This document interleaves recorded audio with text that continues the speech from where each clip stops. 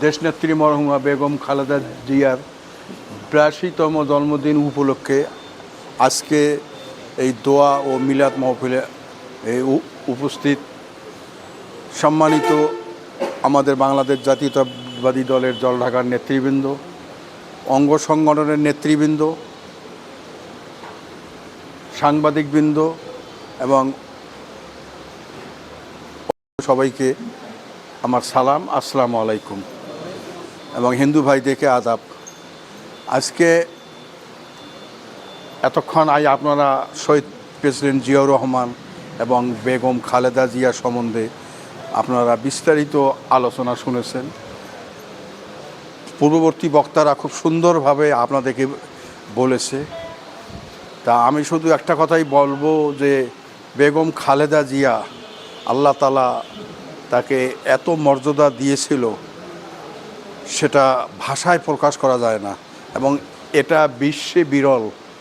তার স্বামী শহীদ প্রেসিডেন্ট জিয়াউর রহমান এই দেশের ঘোষক এবং উনি এই দেশের প্রেসিডেন্ট ছিলেন। বেগম খালেদা জিয়া তিনবারের প্রধানমন্ত্রী, এবং উনি মৃত্যুবরণ করেছে, এবং মৃত্যুর পরে উনি যে সম্মানটা পেয়েছে, তার জানাজা, তার সব কিছু কর্মকাণ্ড আপনারা দেখেছেন, সব আল্লাহর ইচ্ছা।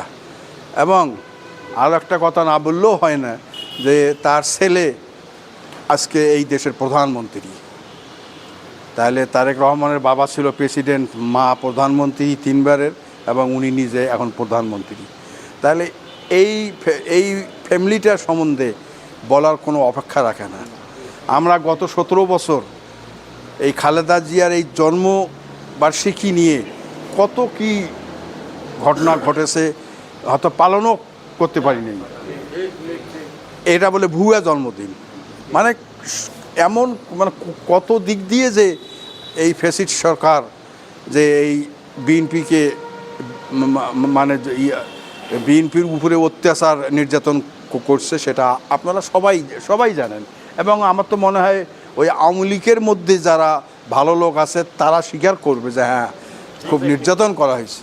তো যাই হোক, আজকে সময় নাই বেশি, আপনারা সবাই এই অনুষ্ঠানে এসেছেন, আমি সবাইকে ধন্যবাদ জানাই। এবং সবাই আপনারা শহীদ প্রেসিডেন্ট জিয়াউর রহমান, বেগম তিনবারের প্রধানমন্ত্রী বেগম খালেদা জিয়া, আরাফাত রহমান কোকো, তারা দুনিয়াতে আজকে নাই। তা তাদের জন্যই আপনারা মন খুলে প্রাণ খুলে দোয়া করবেন, আল্লাহ যেন তাদের জান্নাতবাসী করে। আর আমাদের প্রধানমন্ত্রী তারেক জিয়া, তার জন্য দোয়া করবেন, উনি যেন সুস্থ থাকেন এবং সঠিকভাবে দেশ চালাইতে পারেন। এখন পর্যন্ত এই গভর্নমেন্টের বয়স বোধহয় আগামীকাল থেকে 6 মাস হবে। তা 6 মাস একটা দলের যদি একটা গভর্নমেন্টের বয়স হয়, একটা কাজ করতে তো সময় লাগবে। কিন্তু জামাতে ইসলাম আর এনসিপি যেসব কথাবার্তা বলতেছে, যা বলতে মনে হয় যেন এই ডিসেম্বর পর্যন্ত টিকবে না। এই গভর্নমেন্ট ডিসেম্বরের মধ্যে উৎখাত, মানে ওরা উৎখাত করবে। তাই এগুলা কথায় আপনারা কেউ কান দিবেন না। আপনারা যেভাবে ভোট দিয়ে বিএনপিকে ক্ষমতায় নিয়ে আসছেন, ঠিক সেইভাবে সমর্থন করে এই দল যেন 5 বছর, এই গভর্নমেন্ট এই 5 বছর যেন থাকতে পারে সুনামের সঙ্গে, জনগণের কাজ করতে পারে। ভবিষ্যতে আগামীতেও যেন আমরা আমাদের দলকে ক্ষমতায় আনতে পারি, এই মনোবল সবাইকে আমাদের নিতে হবে।